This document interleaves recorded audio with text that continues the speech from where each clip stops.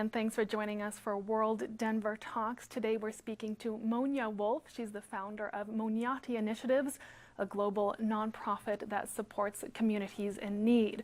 She launched the organization while also working as a fashion model, a career that took her to all corners of the globe. She's fluent in 4 languages. She was German born and raised and now lives in Abu Dhabi in the United Arab Emirates. She's here in Denver as part of her work for Monyati Initiatives. Monja, thanks so much for joining us. Thank you for having me here.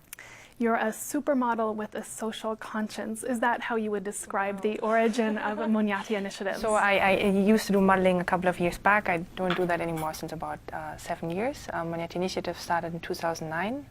We are a non-profit social development organization. We are registered in India. We're currently going through our registration in Germany and the UK. But I'm based in the UAE and I live in Abu Dhabi for the past 8 years. And it was your work traveling as a fashion model that really led to those moments that inspired the heart of the work that you do now. It did. I think it certainly shows you the imbalances in our world. And on the one hand, as a fashion model, you get the opportunity to live a very glamorous life. And at the same time, you work in the setting of communities in need, and I think that was certainly an eye-opener and a blessing to be able to live in different areas of the world.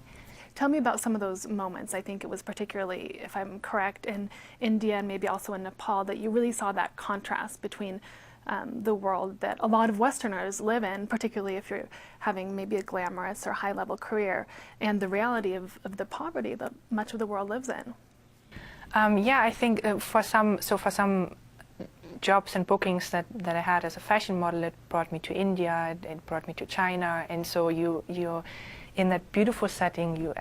It's in that specific case, it was at Umayyad Bhawan Palace. It's in Rajasthan in the north of India, a magnificent palace. And so I'm wearing these beautiful evening dresses, and at the same time you're overlooking Jodhpur, and people in Jodhpur live a very, very basic life, and just something is really off balance when you wear a dress that could feed a family for a couple of months, not weeks, not days, but a couple of months.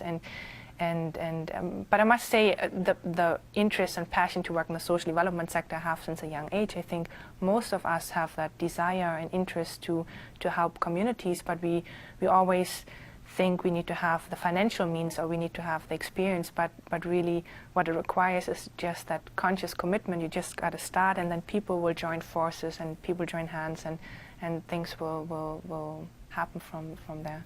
Now, Monyati Initiatives has a number of ongoing projects, many that are already completed and others that are happening or being built up right now. Tell us about the ones happening now that are sort of closest to your heart.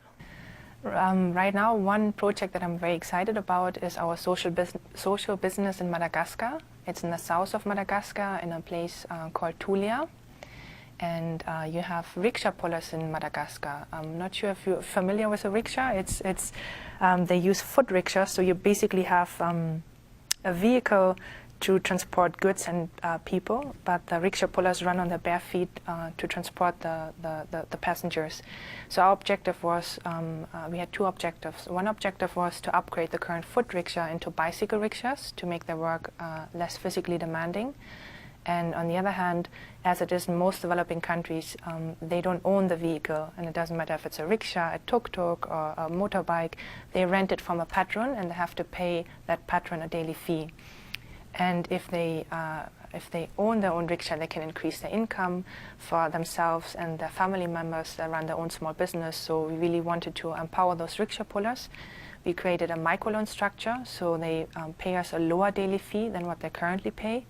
And after 312 days, they receive ownership over those rickshaws. The money that we recoup, we use to empower more and more rickshaw pullers in the years to come. So it's a sustainable, long-term initiative that powers rickshaw pullers in Madagascar.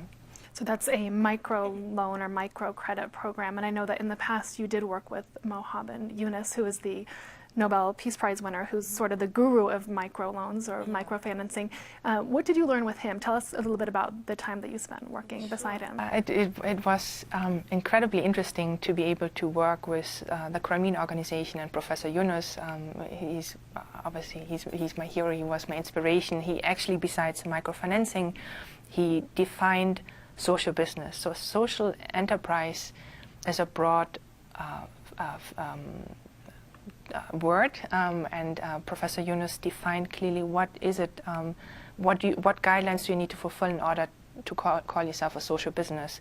And it was really an eye-opener to realize sustainable long-term, to learn about sustainable long-term tools and to empower communities, to truly empower communities. And so my focus at the time was on social business nursing colleges. Shortage of nurses is a huge challenge in Bangladesh, actually in a lot of countries. Even in the Western world. Exactly. And so the way he wanted to address that issue is by creating a college. He's taking daughters from Grameen boroughs.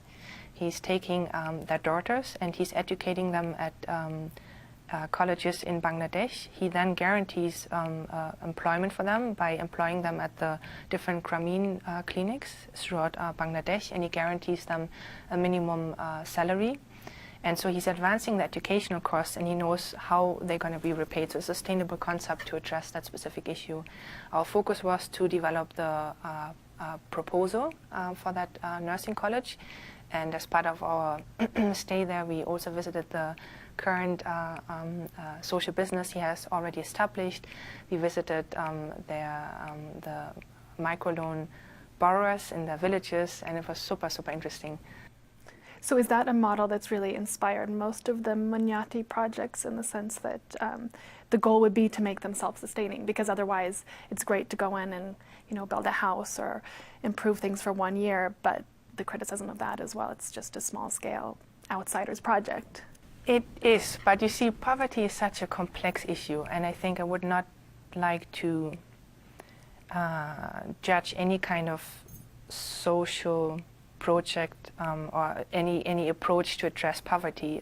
At the moment you might have a community, and right now that person needs food in their stomach, right? So while social business or employment is certainly a long-term solution, poverty is too complex to really say we can only use that specific tool. I think you need to just tackle it from all kind of directions, and so I'd like to refrain from really judging any kind of approach to social to address social issues. And we've provided classrooms, we provided basic care products for orphans, we built water wells. So we have done those kind of basic projects, but obviously we'd like to focus on long-term solutions and create social enterprises to really eliminate those issues. Who really inspires you besides Mohammed Yunus? And this can be famous people. Maybe, you know, you think that Bill Gates is doing a great job, or maybe people who are in the shadows doing the grunt work every day. Who really these days do you say that's a model for the type of work that needs to be done? I think I personally really feel inspired by Jacqueline Novogratz, the founder of Acumen Fund. I think they do inspirational work, but inspiration can come from comes from so many different people that we meet in the social sector, and that comes from even from the communities. When you travel to the developing countries and you engage with them, and the